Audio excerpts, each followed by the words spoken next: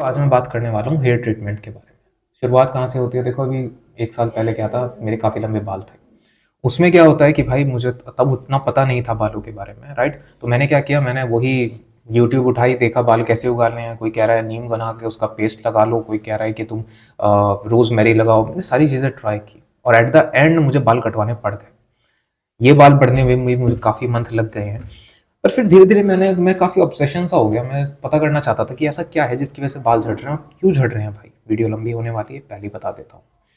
उसमें क्या होता है कि भाई देखो, साफ-सीधी बात थी कि बाल झड़ने शुरू हो गए थे, बाल मुझे कटवाने पड़े। फिर मुझे ऑब्सेशन सा हो गया कि मैं एक बार चेक तो करूँ कि ऐसी क्या प्रॉब्लम है कि बाल झड़ ही क्यों रहे हैं इतने? ऐसी क्या दिक्कत आ रही है? तो मुझे पता चला बाल झड़ने का कारण एक स्ट्रेस, दूसरा आपका हार्मोन्स जो होते हैं, आपकी बॉडी में जो विटामिन्स होते हैं, उनकी डेफिशिएंसी हो जाना। जैसे हमारी एज बढ़ती है, तो हमारी बॉडी जो है विटामिन्स एब्जॉर्प्शन कम हो जाता है। ऐसे में ज़्यादा विटामिन्स की ज़रूरत पड़ती है। पहले हमारे पास विटामिन्स होते हैं, एब्जॉर्ब हो जाते हैं, पर बाद में नहीं होते। तो ऐसे में क्या करना होता है, हमें एक्सटर्नल विटामिन्स लेने पड़ते हैं। हम इंसान हैं, जानवर तो नहीं है जो हम नहीं ले सकते। हम तो ले सकते हैं विटामिन्स। तो उसके लिए हम क्या करते हैं, विटामिन्स लेते हैं। मैंने पाया कि हमारे जो बाल बने होते हैं वो केराटिन से बने होते हैं। ओके। और हमारी बॉडी में केराटिन प्रोड्यूस किससे होता है? तो मुझे पता चला हमारी बॉडी में केराटिन प्रोड्यूस होता है बायोटिन से। Biotin is basically a vitamin.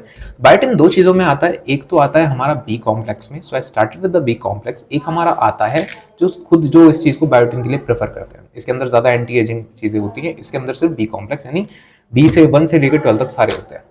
इसके अंदर बायोटिन होता है 40 mg। आपको बाल बढ़ाने के लिए जो बायोटिन चाहिए वो आपको चाहिए होगा 80 mg, यानी कि इसकी 2 गोली, राइट? एक सुबह खाने के बाद, एक शाम खाने के बाद, या पानी के साथ, जैसा आपका दिल करता है। क्योंकि बायोटिन वाटर सॉल्युबल भी होता है, तो वो आराम से सॉल्युबल हो जाता है, कोई प्रॉब्लम नहीं आती, राइट?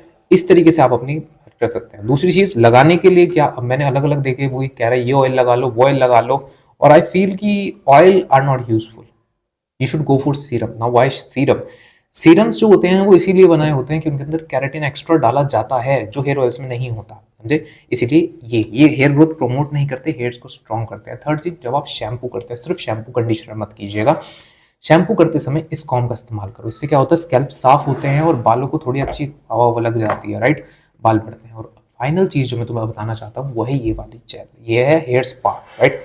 Smoothening cream.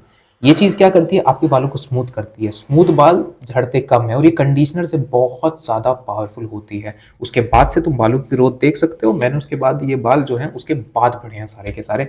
इसका एक साइड इफेक्ट भी है, आपकी आई लैशेज बहुत लंबी हो जाएंगी ऐसी। तो ऐसा लगता है जैसे आई लैशेज नकली लगा रखी हैं, पर मेरी यकीन मानो यार, ये देखो, ये नकली नहीं है, ये साइड इफेक्ट है, समझे? इसलिए मेरी आई लैशेज इतनी बड़ी बड़ी हो गई हैं।